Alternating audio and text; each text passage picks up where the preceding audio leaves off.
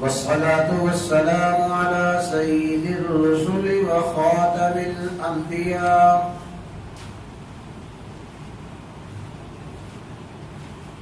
اللهم صل على سيدنا ومولانا محمد وعلى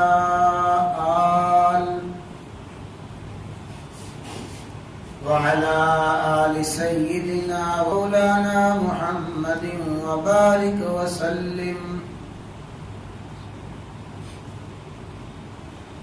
عن أنس رضي الله تعالى عنه أن رجلا كان يتهم بأم ولد رسول الله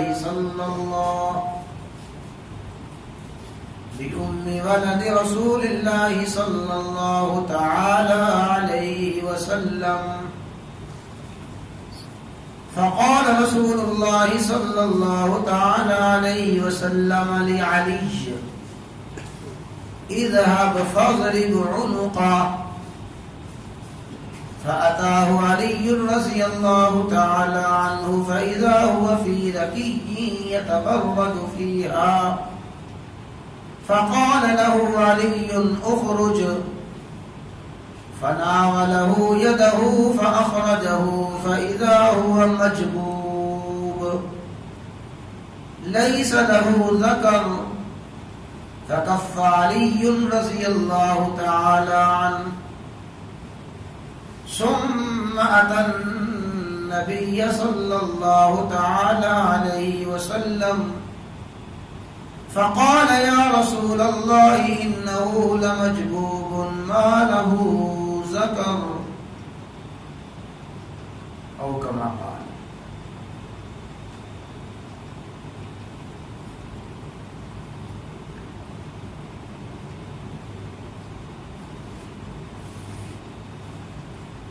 کل کے درس سے ایک علمی بحث کا آغاز کیا تھا،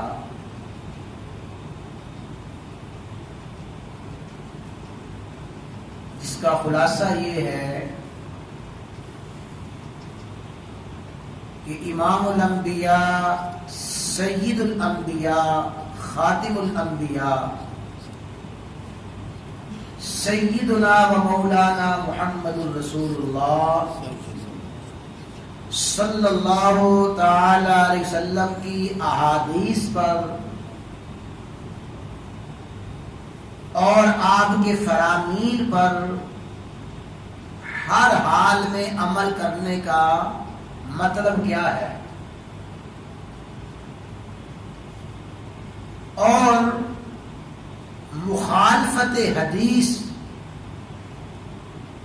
رسول اللہ صلی اللہ علیہ وسلم کے فرمان کی مخالفت کرنے کا کیا مطلب ہے۔ کل کے درس میں وہ حدیث ذکر کی گئی تھی، رسول اللہ صلی اللہ علیہ وسلم نے صحابہ سے فرمایا کہ تم میں سے کوئی شخص بھی عصر کی نماز نہ پڑھے مگر کہاں جا کے پڑھے؟ بنو قریظہ کے محلہ میں۔ بنو قریظہ کے محلہ ہی میں جا کے عصر کی نماز پڑھیں، اور پھر وہ تفصیلات عرض کی گئیں کہ بعض صحابہ کرام نے رسول اللہ صلی اللہ علیہ وسلم کے اس فرمان سے کیا سمجھا، اور بعض نے اس فرمان پہ کیسے عمل کیا۔ بعض صحابہ کرام تو فرمانے لگے کہ رسول اللہ صلی اللہ علیہ وسلم کے ظاہری الفاظ یہی ہیں: لا یصلین احد العصر الا فی بنی قریظہ، بنو قریظہ ہی میں جا کے نماز عصر پڑھنا، ہم تو جا کے نماز عصر وہی پڑھیں گے۔ اور بعض صحابہ کرام نے فرمایا کہ رسول اللہ صلی اللہ علیہ وسلم کے ان ظاہری الفاظ کا مطلب اور مفہوم یہ تھا کہ تم اتنی جلدی سفر کرو اور اتنی تیز رفتاری کے ساتھ سفر طے کرو کہ نماز عصر بنو قریظہ کے محلہ میں جا کے ہو. تو بعض صحابہ کرام نے رسول اللہ صلی اللہ علیہ وسلم کے ظاہری الفاظ کو دیکھا اور بعض صحابہ کرام نے رسول اللہ صلی اللہ علیہ وسلم کے ان ظاہری الفاظ کے مفہوم کو اور مطلب کو دیکھا. جو کل کے درس میں بڑی اہم بات رہ گئی تھی جس کو اچھی طرح یاد رکھنا چاہیے کہ جب رسول اللہ صلی اللہ علیہ وسلم کے سامنے دونوں صحابہ کرام کا عمل پیش کیا گیا کہ یہ صحابہ انہوں نے تو راستے ہی میں نماز پڑھ لی تھی، عصر کے وقت میں عصر کی نماز پڑھی، اور یہ جماعت تاخیر سے دیر سے بنو قریظہ کے محلہ میں پہنچی اور انہوں نے انتہائی تاخیر سے بلکہ بعض روایات کے مطابق قضا کر کے نماز عصر پڑھی. تو رسول اللہ صلی اللہ علیہ وسلم نے کسی بھی جماعت کو ڈانٹ ڈپٹ نہیں فرمائی، کسی کو بھی غلط قرار نہیں دیا، لیکن جو بات عرض کرنی ہے اس کو سمجھیں کہ تمام محدثین، تمام فقہاء علماء نے ان دونوں جماعتوں میں سے جنہوں نے عصر کی نماز راستے میں پڑھی تھی اور جنہوں نے عصر کی نماز بنو قریظہ کے محلہ میں جا کے پڑھی تھی، ان دونوں جماعتوں میں سے کہا کہ افضل عمل، اعلی عمل صحابہ کرام کی اس جماعت کا ہے جنہوں نے عصر کی نماز عصر کے وقت میں راستے ہی میں پڑھ لی تھی. اس کو سمجھیں کہ افضل عمل، اعلی عمل صحابہ کرام رضوان اللہ تعالی علیہ مجمعین کی دونوں جماعتوں میں سے فضیلت والا عمل اس کا ہے جنہوں نے نماز عصر کہاں پڑھی تھی؟ راستے ہی میں پڑھ لی. حالانکہ رسول اللہ صلی اللہ علیہ وسلم نے تو فرمایا تھا کہ نماز عصر بنو قریظہ کے محلے میں جا کے پڑھنا، انہوں نے راستے میں عصر کی نماز پڑھی. یہ افضل اور اعلی اور راجح عمل کس لیے ہے اس کو سمجھنا چاہیے. اس لیے کہ ان صحابہ کرام رضوان اللہ تعالی علیہ مجمعین نے اجتہاد کیا، رسول اللہ صلی اللہ علیہ وسلم کی حدیث مبارکہ پر اجتہاد کیا کہ رسول اللہ صلی اللہ علیہ وسلم کے اس فرمان کا مطلب کیا ہے، آپ کے اس فرمان کا مفہوم کیا ہے، مقصد کیا ہے. انہوں نے اجتہاد کر کے رسول اللہ صلی اللہ علیہ وسلم کے فرمان پہ عمل کیا. اور خود رسول اللہ صلی اللہ علیہ وسلم کا فرمان ہے کہ جب ایک مجتہد اجتہاد کرتا ہے اور اجتہاد صحیح کرتا ہے اللہ تبارک و تعالی اسے دوہرا اجر عطا فرماتے ہیں. ایک تو ہے اجر حدیث مبارکہ پر عمل کرنے کا اور دوسرا اجر ہے اجتہاد کرنے کا. جس جماعت نے ظاہری الفاظ پہ عمل کیا وہ بھی ٹھیک ہے، جنہوں نے ظاہری الفاظ پہ عمل کیا وہ بھی اتباع سنت کرنے والے ہیں، لیکن جنہوں نے رسول اللہ صلی اللہ علیہ وسلم کے الفاظ پہ عمل بھی کیا اور اجتہاد بھی کیا، اجتہاد کر کے عمل کیا، رسول اللہ صلی اللہ علیہ وسلم کا اپنا فرمان ہے کہ ایسا مجتہد دوہرے اجر کا مستحق ہوتا ہے. تو یہ تو کل کے درس میں بات آئی تھی، وہ جو بات رہ گئی عرض کی گئی. یہ جو حدیث مبارکہ پڑھی ہے اس کو مختصر سمجھ لیں کہ رسول اللہ صلی اللہ علیہ وسلم کوئی حکم دیتے ہیں کہ یہ کام کرو، اور اس کام کی اور اس حکم کی خاص علت، خاص سبب ہوتا ہے کہ یہ وجہ ہے، اس وجہ سے تم نے یہ عمل کرنا ہے. مثلا مثال سے سمجھ لیں، ایک استاد شاگرد سے کہتا ہے کہ ابھی تمہاری پڑھائی کا آغاز صبح 8 بجے ہوتا ہے، تم نے ٹھیک 8 بجے کلاس میں پہنچ جانا ہے۔ وہ شاگرد 8 بجے پہنچ جاتا ہے۔ ایک دن شاگرد آیا ہی نہیں ہے، استاد پوچھتے ہیں کہ تمہارا تو آنے کا وقت 8 بجے تھا، تم آئے نہیں ہو۔ وہ کیا کہتا ہے، استاد جی میں اس لیے نہیں آیا کہ آج تو چھٹی تھی، آج سبق کی درس کی چھٹی تھی۔ ظاہر ہے کہ آپ کے جو کہنے کا مقصد ہے کہ 8 بجے آ جائیں، جب پڑھائی کے اوقات میں پڑھائی کے دنوں میں 8 بجے آنا ہے، ظاہر ہے کہ آج تو پڑھائی کا دن تھا نہیں، تو آپ کے اس فرمان اور آپ کے اس حکم پہ عمل کا مقصد ہی نہیں تھا۔ ایک شخص روزانہ اپنی ملازمت پہ اپنی جاب پہ جاتا ہے اور اس نے ایک وقت رکھا ہے کہ 7 بجے گھر سے نکلنا ہے۔ والد پوچھتے ہیں کہ بیٹا آج 7 بجے گئے نہیں ہو؟ کہتا ابا جی آج تو چھٹی ہے اس لیے میں گیا ہی نہیں ہوں۔ یہ کیا مطلب ہے کہ ایک بات کہی جاتی ہے یا ایک حکم دیا جاتا ہے اور اس حکم دینے کا خاص سبب ہوتا ہے، جب وہ سبب ختم ہو جائے گا اس حکم پہ عمل نہیں کیا جائے گا۔ سبب ہی ختم ہو گیا۔ اب یہ حدیث سمجھے، حضرت انس فرماتے ہیں کہ ایک شخص تھے، ان رجلا کان یتهم، ایک شخص پہ الزام لگایا گیا، ان پہ تہمت لگائی گئی، اور تہمت لگائی گئی کہ رسول اللہ صلی اللہ علیہ وسلم کی جو باندی ہے ام ولد، آپ کی لونڈی اور آپ کی باندی، ان کے ساتھ تہمت لگائی گئی کہ یہ شخص ان کے ساتھ برائی کے اور زنا کے مرتکب ہوئے۔ یہ شخص، ان کا نام تھا حضرت معبور رضی اللہ تعالی، معبور، اور یہ لونڈی اور باندی تھی رسول اللہ صلی اللہ علیہ وسلم کی لونڈی تھی ماریہ رضی اللہ تعالی عنہ۔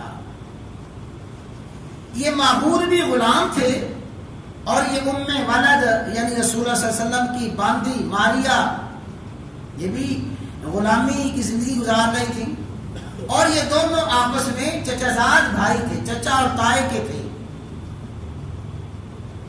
ان کا ظاہر ہے کہ آپس میں آنا جانا تھا۔